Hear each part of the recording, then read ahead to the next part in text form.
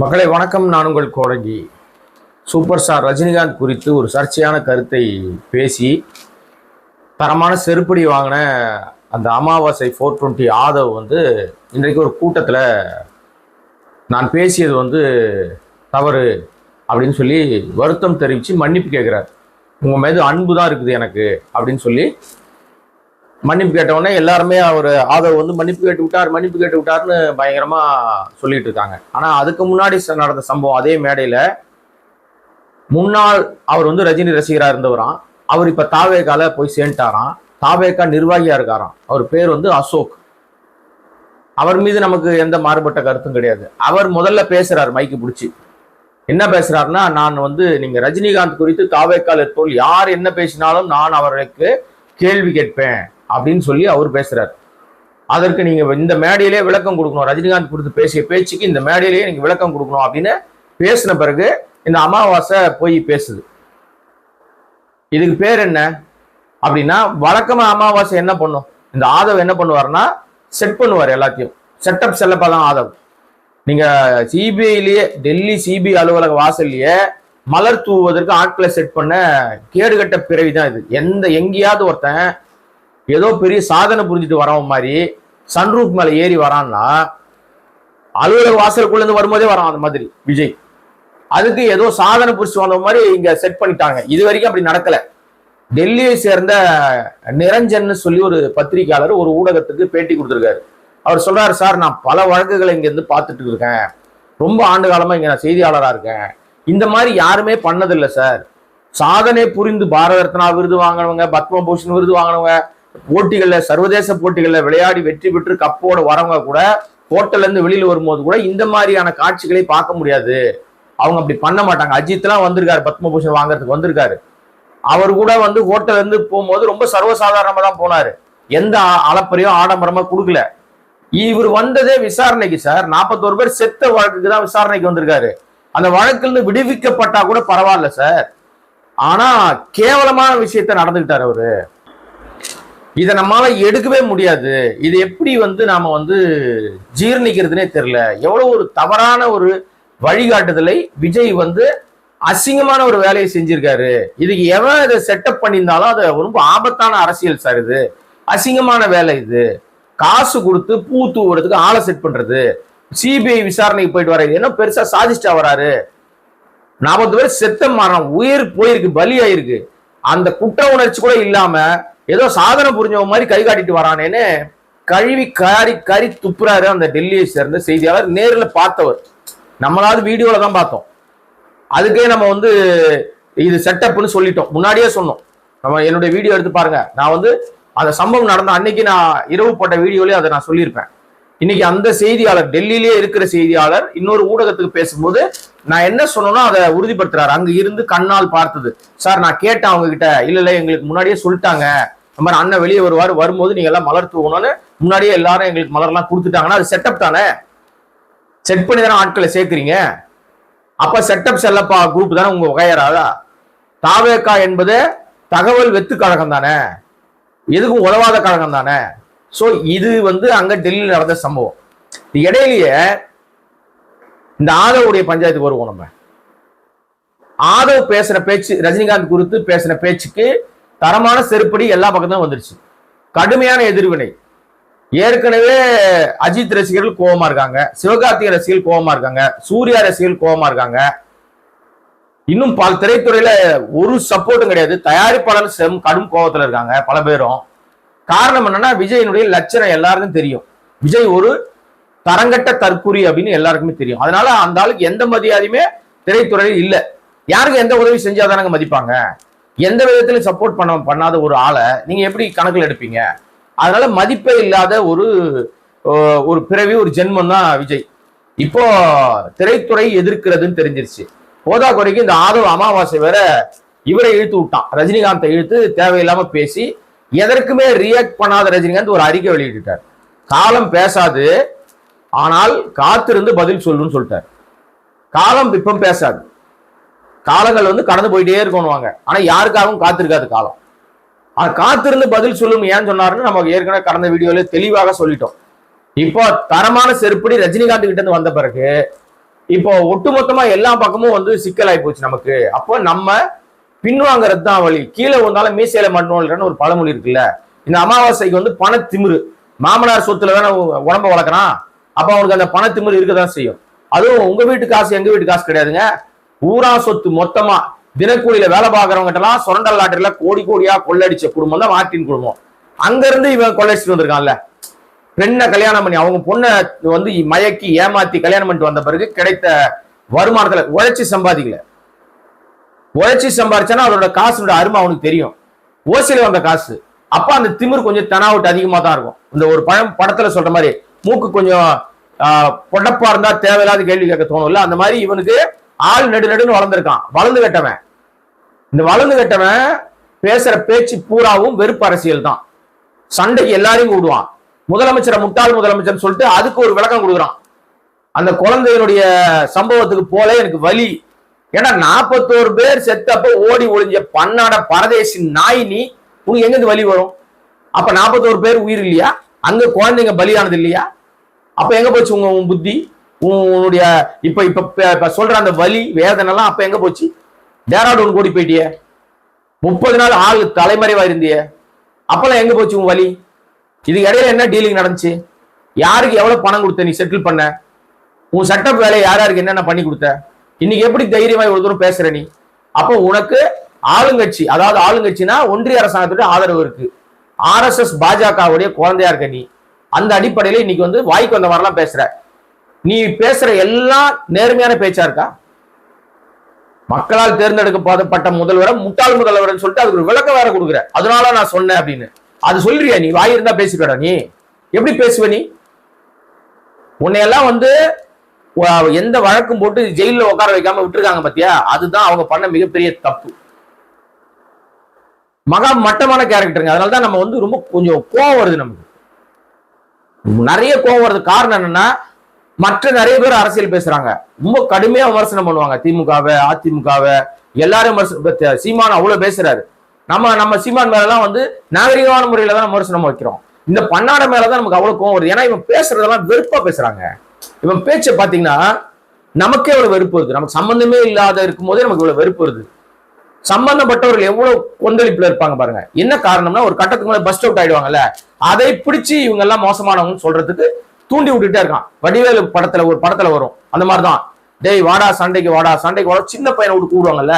இது சில்வண்டு, இது சின்ன கல்லு, உதவாக்கரை, ஏமாத்து பேர் வழி, மோசடி பேர் வழி, அமாவாசை ஆதவ், 420 திருட்டு பையன். இவன் வந்து சண்டைக்கு இழுக்கிறது காரணம் என்னன்னா, அனுபவசாலிகளை சண்டைக்கு இழுத்து அதுல இருந்து தான் குளிர் காஞ்சியெல்லாம் நினைச்சா இப்ப ரஜினியை உரண்ட இழுத்தான். ரஜினியை உரண்ட இழுத்த உடனே எடப்பாடி பழனிசாமி முதற்கொண்டு அண்ணாமலை, நயினார் நாகேந்திரன் உட்பட சினிமாவில் இருக்கிறவங்க, அரசியல் இருக்கிறவங்க எல்லாருமே திட்ட ஆரம்பிச்சிட்டாங்க. கடுமையா எதிர்வினை ஆற்றின உடனே தாவேக்கு தேவையில்லாத தலைவலி வந்துருச்சுன்னு இந்த மங்குனி விஜய் யோசித்திருப்பார். இல்லைன்னா இவன் மன்னிப்பு கேட்க மாட்டான். யாருன்னா ஆதரவு அவ்வளவு சீக்கிரம் மன்னிப்பு கேட்கறவங்க கிடையாது. விஜய் கூப்பிட்டு ஏதாவது சொல்லியிருப்பார். இல்லைன்னா விஜய் இயக்குகிற நபர்கள் கூப்பிட்டு சொல்லியிருப்பாங்க. அந்த விஜய் இயக்குற நபர்கள் யாருன்னு கேட்டீங்கன்னா பல பேரை நம்ம கை காட்டலாம். ஒண்ணு ஜான் ஆரோக்கியசாமியா இருக்கலாம், அல்லது சோடி போட்டு போன அந்த நடிகையா இருக்கலாம். நமக்கு தெரியாது. ஏன்னா நமக்கு தெரியாதா, அதை நம்ம சொல்லக்கூடாது இல்ல, இருக்கலாம்னு தான் நம்ம சொல்றோம். அந்த அடிப்படையில இன்னைக்கு வந்து நானே நேரடியா மன்னிப்பு கேட்டா அது சரியா வராது. எனக்கு முன்னாடி ரஜினி ரசிகரை பேச விடுவோம். தாவேக்காக்கு போன பிறகு ரஜினி ரசிகரா இருக்கிறதுக்கு வாய்ப்பு இருக்காங்க. எவனாவது ஒருத்தன் மங்குனியா இருக்கிறவன், அறவேக்காடா இருக்கிறவன், அறமெண்டலா இருக்கிறவன் தான் அந்த கட்சிக்கு போவான். தாவேக்கால இருக்கிற எல்லாருக்கும் அதுதான் அடையாளம். அங்க போய் நான் ரஜினி ரசிகர் நான் எப்படி சொல்ல முடியும்? இப்ப நீங்க நிறைய ரஜினி ரசிகர்கள் நீங்க பாத்துட்டு இருக்கீங்க. அவனை ரஜினி ரசிகரா உங்களால ஒத்துக்க முடியுமா? அங்க நின்றுகிட்டு அவன் பேசுறான், அதே செட்டப் பண்றேன் நானு, இப்படி நான் பேசுவேன், அதுக்கு நீங்க விளக்கம் கொடுங்கன்னு செட்டப் செல்லப்பா சொல்லி கொடுத்துருப்பார் ஸ்கிரிப்ட். அதே மாதிரி அங்க அசோக்ன்றவர் முன்னாள் ரஜினி ரசிகர். ஏன்னா அவர் வந்து விஜய் கட்சியில சேர்ந்தவர் ரஜினி ரசிகர் இருக்க வாய்ப்பே இல்லை. நான் சொல்றது உண்மைன்னு உங்களுக்கு மனசாட்சிக்கு தெரியும். ரஜினி ரசிகர் பல பேர் என்னுடைய வீடியோவை நீங்க ஃபாலோ பண்றீங்க, பாக்குறீங்க. உங்க எல்லாருக்கும் நல்லா தெரியும். நிச்சயமாக இந்த தற்குறி விஜயை நம்பி போகிற யாரும் ரஜினியுடைய ரசிகராக இருக்க வாய்ப்பே கிடையாது. 0% தான் இருக்கு. அப்ப அந்த அந்த பேரை சொல்லி தான் ரசிகர் பாரு, நான் கேள்வி கேட்டவன பதில் சொல்ல வந்துட்டாரு, ஆதரவு எவ்வளவு நல்லவன்னு நரேட்டிவ் செட் பண்றதுக்காக இப்படி ஒரு செட்டப்பை அந்த கூட்டத்துல செட் பண்ணிட்டாங்க. அதுக்கு தரமான செருப்படி. நீ என்ன மன்னிப்பு கேட்டாலும் ரஜினி ரசிகர் ஒத்துக்க மாட்டாங்க, செல்லாது கிளம்பிடுவாங்க. இப்ப அதுதான் அந்த மனநிலையில இருக்காங்க. நீ வில்லிவாக்கத்துல நிக்கிறதா சொல்லப்படுது, இன்னும் அதிகாரப்பூர்வ அறிவிப்பு வரல. வில்லிவாக்கத்துல நிக்கும் போதுதான் தெரியும் அவருடைய பலம் என்ன, ரஜினி ரசிகருடைய பலம் என்னன்னு. அங்க நேரடியா களத்துல இறங்கி வேலை செய்வான் பாருங்க, நம்மால் அங்க இறங்கி வேலை செய்வான். அப்பதான் உனக்கு ரஜினியுடைய பவர் என்ன, அவருடைய வார்த்தைக்கு என்ன மரியாதை, அவர் என்ன சொன்னா என்ன செய்வார் அப்படின்றத அங்க நீ தெரிஞ்சுப்ப.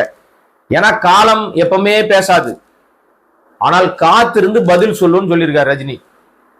இவங்க வரலாறு திரும்புதுன்றானுங்கல்ல, என்ன வரலாறுன்னு சொல்லட்டுமா?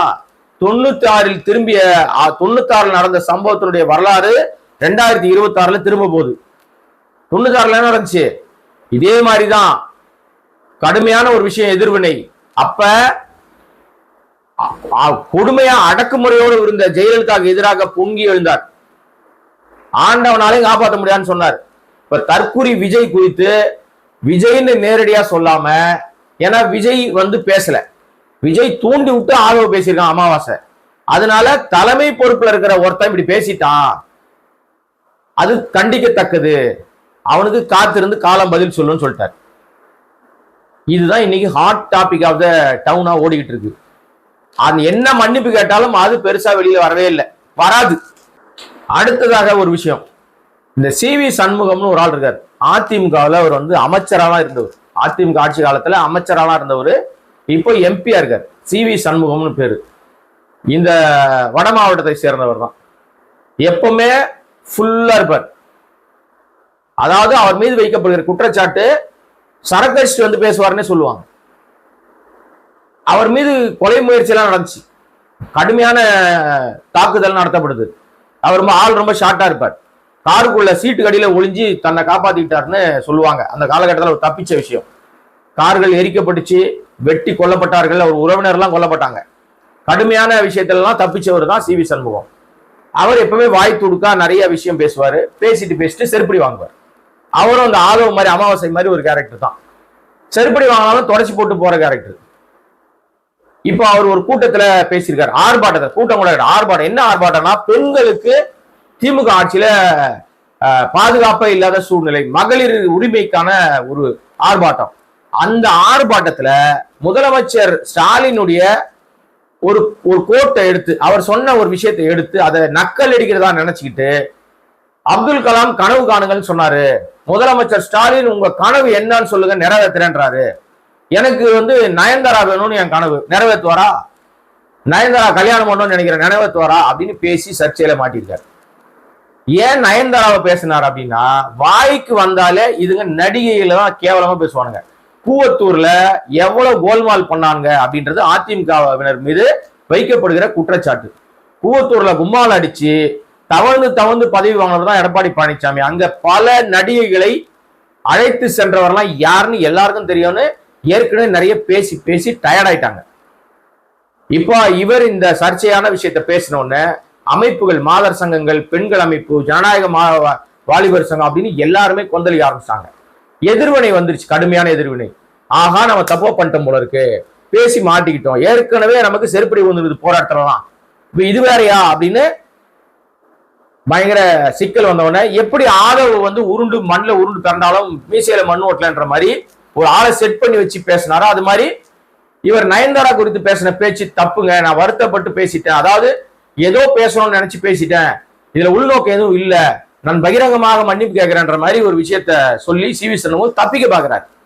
மக்களே நல்லா எதிர்பாருங்க, நல்லா முடிவு பண்ணிக்கங்க, இந்த மாதிரி நபர்களை அடையாளம் பார்த்துங்க. இவனுக்கு ஒரு MP ஒரு கேடு, MP பதவி ஒரு CV சண்முகத்துக்கு ஒரு கேடு. அப்ப பொது வழியில என்னவனா பேசலான்னு பேசுறவன கண்டிக்க கூட துப்பு இல்லாத இருக்காரு எடப்பாடி பழனிசாமி. நீ எப்படா பேசுவேன்னு கேட்டிருக்கோம் நாம, இந்நேரம் அவரு ஒரு அறிக்கை வெளியிட்டு இருக்கோம், எங்களுடைய ஒழுங்கு நடவடிக்கை எடுத்திருக்கோம் நாம. உதாரணம் சொல்லட்டுமா, இதே நயன்தாரா குறித்து பொது மேடையில ஒரு கூட்டத்துல பேசும்போது நம்ம ராதா ரவி ஒரு விஷயத்த, தவறான ஒரு விஷயத்த பேசிட்டார். அந்த கருத்து தப்பா இருந்துச்சு. சில பெண்களை பார்த்தா கையெடுத்து கும்பிடணும்னு தோணும், சில பெண்களை பார்த்தா கை காட்டி கூப்பிட தோணும்னு ஒரு மாதிரி பேசிட்டார், ஏதோ ஒரு வார்த்தையை பேசிட்டார். அது பெரிய சர்ச்சை இதே மாதிரி ஏற்படுத்திருச்சு. உடனடியாக திமுக சஸ்பெண்ட் செய்யப்பட்டார். திமுக கட்சியிலிருந்து அவரை நீக்கிட்டாங்க, அடிப்படை உறுப்பினர் பொழுது நீக்கிட்டாங்க, சஸ்பெண்ட் பண்ணாங்க. அப்புறம் அவரு பிஜேபிக்கு போய் அடைக்கலம் ஆயிட்டாருன்னு வச்சுங்களேன். ஒழுங்கு நடவடிக்கை எடுக்க வேண்டிய கட்டத்தில் இருக்காரு எடப்பாடி பழனிசாமி. ஆனா இப்ப எடுத்தா சிவி சண்முகத்தோட ஜாதி ஓட்டு வராது. ஏற்கனவே வன்னியர்கள் கடும் கோபத்துல இருக்காங்க. 10.5 கொடுக்குறான்னு கொடுத்து ஏமாத்திட்டீங்கன்ட்டு. இப்போ அன்புமணி மட்டும்தான் இருக்காரு, அன்புமணி அணிதான் இருக்காங்க. பாமக மூசா வேற இல்ல, ராமதாஸ் தனியா இருக்காரு. அவர் என்ன பண்ண போறாருன்னு நமக்கு தெரியல. ஏற்கனவே அது ஏகப்பட்ட துண்டா செதறி போய் கிடக்குது. இந்த லட்சணத்துல சிவி சண்முகம் இப்படி ஒரு 7.5 கூட்டி விட்டாரு. ஆனா வருத்தப்பட்டு இருக்காரு. வருத்தப்பட்டு என்ன பிரயோஜனம்? பேசுறதெல்லாம் பேசிய பிறகு வருத்தப்பட்டா திரையுலக அமைப்புகள் வந்து கடுமையான எதிர்வினை. நடிகர் சங்கம் அறிக்கை விட்டுருச்சு பேசுறது தப்புன்ட்டு. இப்படி தொடர்ச்சியா பல இடங்கள்ல எதிர்வினை வந்த உடனே ஆஹா நம்ம பேசுற தப்பு போல இருக்கு, மாட்டிட்டோம் நம்ம அப்படின்னு சொல்லிட்டு என்ன பண்ணிட்டாருன்னா மன்னிப்பு கேட்டிருக்காரு. இது அடுத்த கட்ட நகர்வாக பார்க்கப்படுது. இடையிலேயே எல்லாத்த பத்தியும் பேசுறீங்களே, செந்தில் பாலாஜிய சிபிஐ விசாரணை கூட்டு போனாங்களே அதை பத்தி எதுவுமே பேசலையே அப்படின்னு நீங்க கேட்கலாம். ஆமாங்க, செந்தில் பாலாஜி சிபிஐ விசாரணைக்காக அழைக்கப்பட்டார். அவர் நான் 17ஆம் தேதி போறேன்னு ஏற்கனவே சொல்லிட்டாரு. சொல்லிதான் அவர் போயிருக்காரு. கரூர் 41 பேர் மரணத்துல அந்த சம்பவ இடத்துக்கு போய் பல பேரை காப்பாத்தி விட்டு பல பேருக்கு உதவி செஞ்சவர் அவர் என்றது எல்லாருக்கும் தெரியும். ஆனா இந்த தாவேகா தற்குறி கும்பல் பழியை யார் மேல போடலான்னு பார்க்கும்போது செந்தில் பாலாஜி மேல போட்டு தப்பிக்கலான்னு ஒரு பக்கம் அருண்ராஜ், ஒரு பக்கம் நிர்மல்குமார், இன்னொரு பக்கம் அமாவாசை யாதவ், இன்னொரு பக்கம் புசி ஆனந்த் எல்லாரும் சொல்லிட்டு இருந்தாங்க. ஒரு கட்டத்துல விஜயே பேசினாரு. உள்துறை அமைச்சர் அமித்ஷாவை மேடையில வச்சுக்கிட்டு நயினார் நாகேந்திரன் குற்றவாளின்னு பேசினார். உடனே சிபிஐ 3 மாதங்கள் 4 மாதங்களுக்கு அப்புறம் செந்தில் பாலாஜி சம்மன் அனுப்பி நீங்க வாங்கச்சு. ஓகே, இப்ப விஜய் மாதிரி வந்து லீவ் லெட்டர் கேட்கல, எனக்கு வேலை கட்சி பண்ணிருக்கு, எனக்கு ஒரு 14 நாள் கழிச்சு தான் நான் வருவேன்லாம் கேட்கல. கூப்பிட்டாங்க, நான் 17ஆம் தேதி போறேன்னு முதல்ல சொல்லிட்டார். சொல்லிட்டு அவர் டெல்லிக்கு போயிட்டாரு. 10:30 மணிக்கு உள்ள போனாரு, 5 மணிக்கு வெளியில வந்துட்டார். வெளியில வந்த பிறகு செய்தியாளர்களை சந்திக்கிறார்.